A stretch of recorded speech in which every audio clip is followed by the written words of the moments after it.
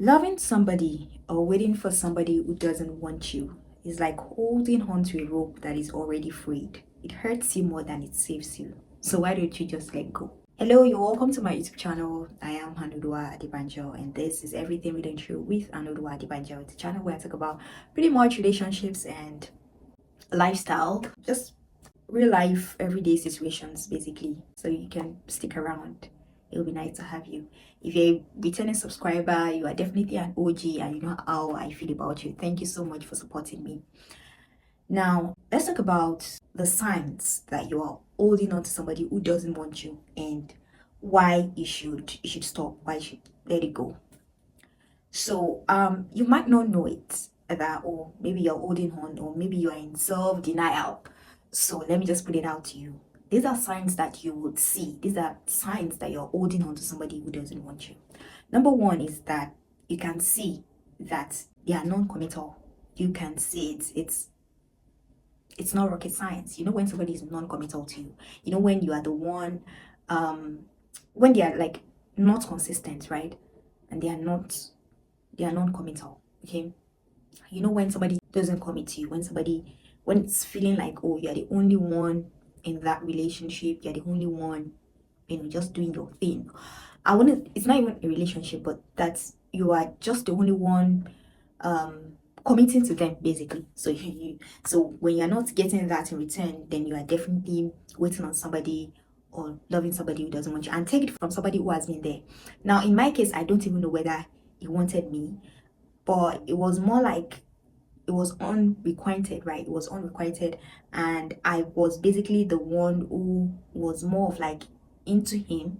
I would never know anyway if it was ever into me at any point because it wasn't in my place to say it anyway. The African in me would not make it my place to say it, but yeah, basically, I wouldn't know.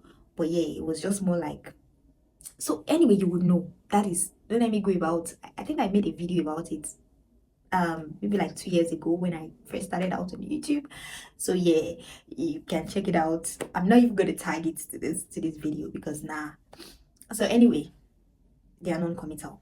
So the second thing you can notice is that you're the one making excuses. Like you often find yourself making excuses for them. Like, or maybe the reason why he's not calling back is because he's busy, or maybe because the reason why you've not heard from him all day is because you're just the one making excuses for him. You're the one making you know having one or two excuses to give.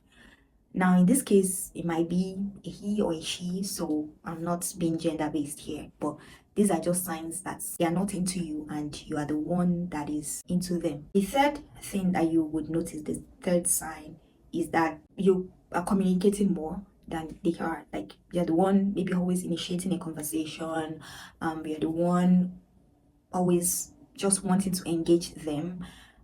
Trust me, if somebody likes you, the conversations would not feel first, right? It would flow naturally. I've been with somebody whom whenever we talk, it's like a day is not even enough. Like we talk from morning into the night, like, and more of also like my person. So like I don't sleep early. I'm like a night owl, so to speak. So we practically just talk into the night. So it was just always flowing. Like it was like 24 hours in a day was never enough. So yeah, when communication or conversation is usually initiated by you and maybe it feels strained or forced, then definitely they're not into you. You're the one that is into them. Another thing is that the fourth thing anyway is that you are usually the one giving. When you are into somebody, you want to do things for them. It might not necessarily be monetary or something that would even cost you your finance. It could be your time. It could be just an act of thoughtfulness, like maybe sending you food, getting you food, maybe even cooking, right? So these are things that you discover that you are the only one doing, you are the only one engaging, you are the only one giving, right? You're not getting anything in return. So oftentimes, of course, you'd feel used, you'd feel like, what's going on here. So it's like you are just the one pumping, you're the one giving, you're not getting anything in return.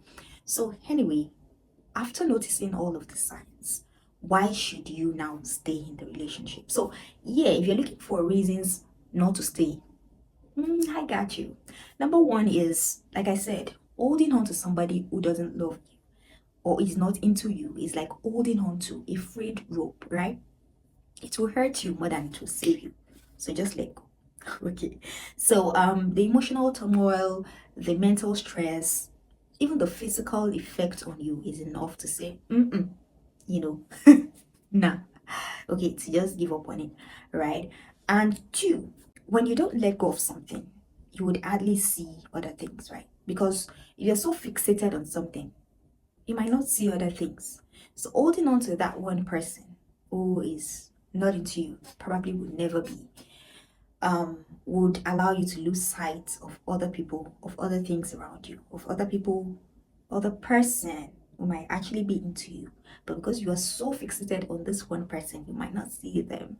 So rather than holding on and end up losing at the end of the day because this person might never be into you. So why not let go and give some other person a trial, okay, and see how it goes. Okay, so yeah, the third reason why I should let go is because, like I said, they might never be into you. So what's the point of wasting all of those time investing? Because when you are into somebody, it's like you are investing in them, investing your time, maybe your money. Time itself is even money, so you're investing, like you're just investing into them, and you may never get anything in return. I mean, why do we invest? We invest because of the returns, right? Because of the possibility of getting returns, right?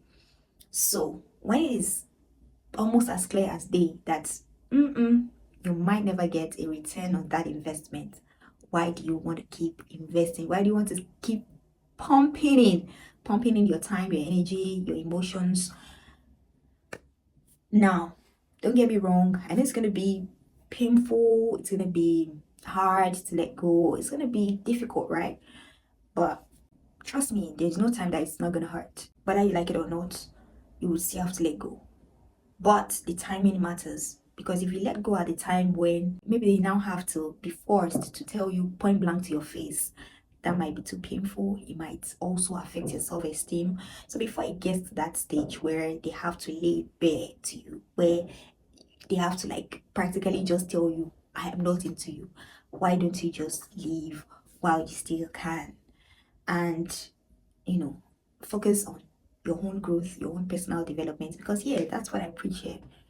Develop on yourself, focus on your own personal growth and development. And who knows, you just might find somebody even better. Okay? Yeah. So rather than holding on. And that will be all in today's video. I hope that you've been able to learn a thing or two. If you did, do not forget to give this video a thumbs up. Give this channel a follow by subscribing for more contents like this. And yeah, thank you for watching. I remain Aanuoluwa Adebanjo, and it has been everything really true with Aanuoluwa Adebanjo. Bye, and thank you for watching.